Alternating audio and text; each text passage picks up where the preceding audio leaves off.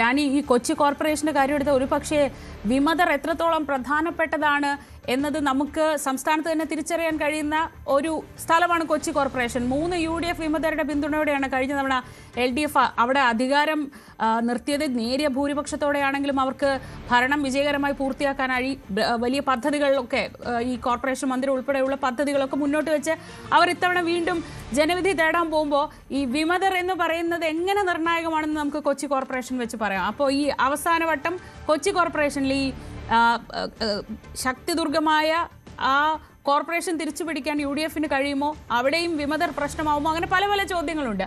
ആ തരം രാഷ്ട്രീയ ചർച്ചകളൊക്കെ എങ്ങനെയാണ് കൊച്ചിയിൽ?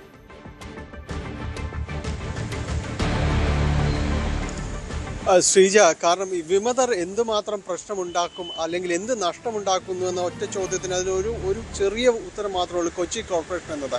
കാരണം കഴിഞ്ഞ വർഷം ഉണ്ടായിരുന്ന ഈ റിബലുകൾ അല്ലെങ്കിൽ കോൺഗ്രസ് വിമതർ എന്ന് തന്നെ പറയാവുന്ന അവർ തന്നെ അവരെ കൂടെ നിർത്താൻ പോലും കോൺഗ്രസിന് കഴിഞ്ഞില്ല എന്നതാണ്. UDFന് കഴിഞ്ഞില്ല. അന്നത്തെ ജില്ലാ കോൺഗ്രസ് നേതൃത്വത്തിൻ്റെ അമ്പെ പരാജയപ്പെട്ടൊരു കാര്യമായിരുന്നു അത്.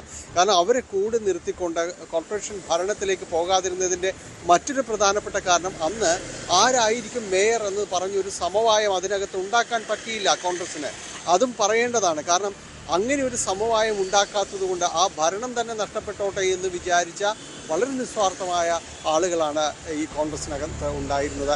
അവർ തന്നെയാണ് ഇപ്പോഴിന്ന് തലപുകഞ്ഞ് ആലോചിക്കുന്നത് എങ്ങനെ നമുക്ക് ജയിക്കാമെന്നത്. അതിലേറ്റവും പ്രധാനം ഈ വിമതരെ ഒഴിവാക്കുക എന്നത് തന്നെയാണ്. അത് ഒരു ഘട്ടം വിജയിച്ചു എന്ന് പറയാം, പക്ഷേ പൂർണ്ണമായും ഒഴിവാക്കാൻ കഴിഞ്ഞിട്ടില്ല. അത് വളരെ നിർണായകമായ സ്ഥലങ്ങളിൽ 5ഓളം ഇടങ്ങളിൽ ഉണ്ടെന്ന് പറയുമ്പോൾ കഴിഞ്ഞ തവണ സീറ്റുകൾ നഷ്ടപ്പെട്ടത് ഈ സ്ഥലങ്ങളിലാണ്. ഇത്തരം സീറ്റുകളുടെ വ്യത്യാസത്തിലാണ് ഈ ഭരണം തന്നെ നഷ്ടമാകുന്നത്. ഇത് ഇപ്പോഴും തിരിച്ചറിയാൻ പറ്റുന്നില്ല. അത് പ്രവർത്തകർക്കാണോ നേതൃത്വത്തിനാണോ, അല്ലെങ്കിൽ എന്തുകൊണ്ട് നേതൃത്വത്തിന് ഇവരെ വിശ്വസിപ്പിച്ച് മുഖ്യധാരയിലേക്ക് കൊണ്ടുവരാൻ കഴിയുന്നില്ല? ഇതെല്ലാം അവരുടെ ചോദ്യങ്ങളാണ്. പക്ഷേ ഇത് വലിയ രീതിയിൽ വിഷയങ്ങൾ ഉണ്ടാക്കുന്നു എന്ന് തിരിച്ചറിയാം. അതുകൊണ്ട് അവസാനവട്ട ചർച്ചയിലേക്ക് തന്നെയാണ്. പക്ഷേ നോക്കുക, കളമശ്ശേരിയിൽ നഗരസഭയിൽ ഇതേ അവസ്ഥയുണ്ടാവുന്നു. അന്ന് LDFൻ്റെ ഭാഗത്തു നിന്ന് വന്നിരുന്ന വിമതരെ കൂടെ നിർത്തിയാണ് അവിടെ UDF ഭരണത്തിലേക്ക് വരികയും ചെയ്തത്. അവിടെ ഇവിടെ ഉണ്ടായിരുന്ന ഈ വിഷയങ്ങൾ അവിടെ UDFന് മുതൽക്കൂട്ടാവുന്നു. പക്ഷേ കൊച്ചിൻ കോർപ്പറേഷൻ ഒരു തരത്തിലും സമവായത്തിലേക്ക് നീങ്ങുന്ന ആളുകളൊന്നും അല്ല. അത് അവർ പിടിച്ച രീതി എന്ന് തന്നെ മുന്നോട്ട് പോകുന്ന കാര്യം തന്നെയാണ്. ഇത്തവണയും അത് തന്നെ ആവർത്തിക്കപ്പെടുമോ എന്ന കടുത്ത ആശങ്ക എല്ലാവർക്കും തന്നെ ഇപ്പോഴേ ഉയർന്നു കഴിഞ്ഞു. കാരണം ഇപ്പോൾ വന്നിരിക്കുന്ന ആരും തന്നെയും തങ്ങൾ പിൻവലിക്കില്ല എന്ന നിലപാടിൽ തന്നെ നിൽക്കുന്നു. തങ്ങൾക്ക് കൃത്യമായ രീതിയിൽ ക്ലെയിം ഉള്ളിടങ്ങളിൽ തന്നെയാണ് തങ്ങൾ ഒഴിവാക്കിയിരിക്കുന്നു. അത് പല കാരണങ്ങൾ കൊണ്ട് തന്നെ ഒഴിവാക്കിയെന്ന് ഇപ്പോൾ മാലിനി കുറുപ്പ് അവർ മത്സരിക്കുന്നില്ലെങ്കിൽ അവർ പറയുന്നത് താൻ തുടർച്ചയായി ജയിച്ചു വരുന്ന ആളാണ്, 3ാം ടൈമിലേക്ക് അടക്കം പോകുന്ന ആളാണ്. തന്നെ ഒഴിവാക്കുന്നത് മേയർ സ്ഥാനത്തേക്ക് ഒരു വെല്ലുവിളി ഉയരാതിരിക്കാൻ വേണ്ടിയാണെന്ന് അവർ തന്നെ പറയുന്നു.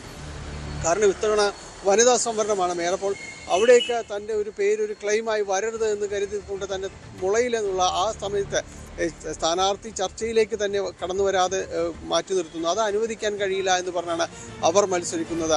എപ്പോഴത്തേക്ക് സ്റ്റേഡിയം വാർഡ് പരിസരങ്ങളിലേക്കൊക്കെ വരുമ്പോൾ പറയുന്നൊരു കാര്യം, അവിടെ ഉണ്ടായിരുന്ന നേരത്തെ ഉണ്ടായിരുന്ന കൗൺസിലർ അദ്ദേഹം വനിതാ സംവരണം വരുമ്പോൾ ഒഴിഞ്ഞു കൊടുത്തതാണ്. മിനിമോൾക്ക് ഒഴിഞ്ഞു കൊടുത്തിരുന്നു, KV മിനിമോൾക്ക്. മിനിമോളും ഇതോടൊപ്പം തന്നെ മേയർ സ്ഥാനത്തേക്ക് സാധ്യത കൽപ്പിക്കുന്നവരിൽ ഒരാളാണ്. അപ്പോൾ അവർ വീണ്ടും മത്സരിക്കാനായിട്ട് ആ സ്ഥലം തന്നെ തിരഞ്ഞെടുത്തപ്പോൾ ജനറൽ വാർഡിലാണ് അവർ മത്സരിക്കുന്നത്. അപ്പോൾ താൻ ഒഴിഞ്ഞു കൊടുത്ത തന്നെ എന്തുകൊണ്ട് അവിടെ വീണ്ടും പരിഗണിക്കുന്നില്ല എന്നതാണ് നേരത്തെ ഉണ്ടായിരുന്ന കൗൺസിലർ ജോസഫ് അലക്സ് ചോദിക്കുന്നത്. തന്നെ വീണ്ടും അവിടെ മത്സരിപ്പിക്കണം, അല്ലാത്ത പക്ഷം താൻ വിമതനായി തന്നെ മത്സരിക്കും, യാതൊരു രീതിയിലും പത്രിക പിൻവലിക്കില്ല എന്ന് പറയുകയും ചെയ്യുന്നു.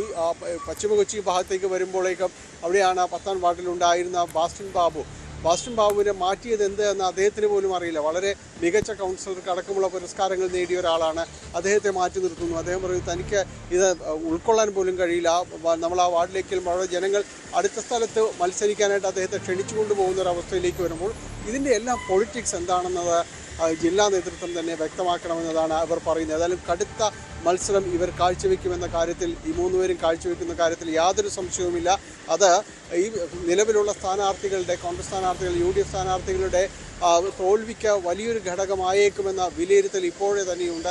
ആ രീതിയിലേക്കാണ് കാര്യങ്ങൾ പോകുന്നത്. അത് എങ്ങനെയും ഒഴിവാക്കുക, ഇവരോടെല്ലാം തന്നെ പ്രതിപക്ഷ നേതാവ് അടക്കമുള്ളവർ ചർച്ച നടത്തിയെന്നാണ് മനസ്സിലാക്കുന്നത്. പക്ഷേ അങ്ങനെയൊന്നും തങ്ങൾ പിന്മാറില്ല. കാരണം തങ്ങളോട് കാണിച്ച അനീതിക്ക് കൃത്യമായ രീതിയിൽ തന്നെ മറുപടി നൽകണമെന്ന് വിശ്വസിച്ച് പോകുന്നവർ തന്നെയാണ് ഇതുള്ളത്. അത് കോൺഗ്രസിൻ്റെ കൂടിയ ഒരു കാര്യം.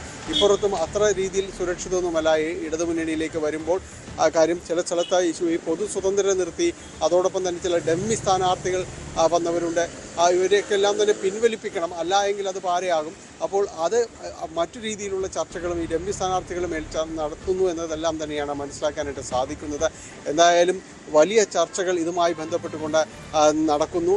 എൻ ഡി എയുടെ കാര്യവും കഴിഞ്ഞ തവണ 5 സീറ്റുകൾ നേടിയതാണ്, ഇത്തവണ കൂടുതൽ സീറ്റുകൾ നേടുമെന്ന വലിയ രീതിയിൽ അവർ പറഞ്ഞതാണ്. പക്ഷേ അവർക്ക് 6ഓളം സ്ഥലങ്ങളിൽ സ്ഥാനാർത്ഥികളെ പോലും കണ്ടെത്താൻ കഴിയാത്ത അവസ്ഥയിലേക്ക് വരുന്നു. കൊച്ചിൻ കോർപ്പറേഷനിൽ ആദ്യകാലത്തുണ്ടായിരുന്ന BJPയുടെ മേൽവിലാസം എന്ന് പറയുന്നത് ശ്യാമളാസ് പ്രഭു എന്ന കൗൺസിലറാണ്. പശ്ചിമ കൊച്ചിയിൽ നിന്ന് വരുന്ന കൗൺസിലറാണ്, കാലങ്ങളോളം കൗൺസിലറായിരുന്നു.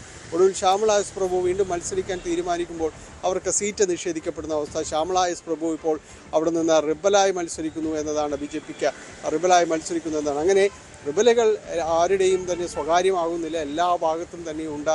ഇവരെയൊന്നും പറഞ്ഞ് മനസ്സിലാക്കി മുന്നോട്ട് കൊണ്ടുപോകാൻ കഴിയാത്ത സ്ഥിതിയിലേക്കെല്ലാം തന്നെ കാര്യങ്ങൾ പോയിട്ടുണ്ട്. ഇത്തവണ കൊച്ചിൻ കോർപ്പറേഷനിൽ ഇവരെല്ലാം തന്നെ നിർണായക ഘടകങ്ങളാകും. അതോടൊപ്പം നേരത്തെ സൂചിപ്പിച്ച 2020 അടക്കം മത്സരിക്കുന്നുണ്ട്. ആം ആദ്മി പാർട്ടിയുടെ സാന്നിധ്യമുണ്ട്. ഇതെല്ലാം വോട്ട് കൊണ്ടുപോകുന്നത് ആരുടെ എന്നതാണ്. പലപ്പോഴും UDFൻ്റെ വോട്ടായിരിക്കും എന്ന ഒരു വിശ്വാസം ഇടതുമുന്നണിക്കുണ്ട്. അത് അവരുടെ ഒരു ആശ്വാസമായി മാറുന്നു.